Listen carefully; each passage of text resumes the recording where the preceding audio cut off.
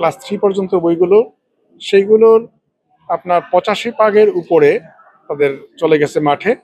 আর আমাদের 4-5-এ যেখানে আমরা পিছিয়ে ছিলাম সেক্ষেত্রেও 84% গতকালকে আমি রিপোর্ট পেয়েছি।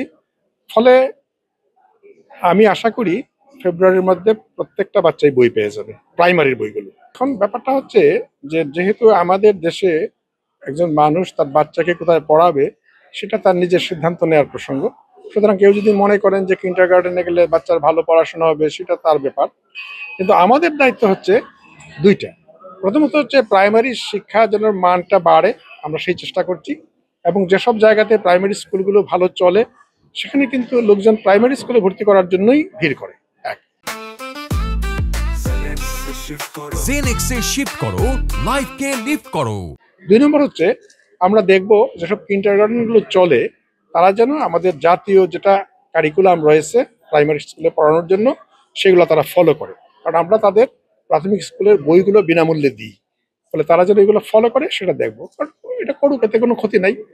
আমাদের শিশুরাই তো শিখবে, কিন্তু পড়াশোনা যেন ঠিক মতো হয় সেটা যেমন সরকারি স্কুলগুলোতে দেখার দায়িত্ব আমাদের, তদ্রুপ বেসরকারি স্কুলগুলোতেও যেন পড়াশোনা ঠিক মতো হয় দেখার দায়িত্ব আমাদের।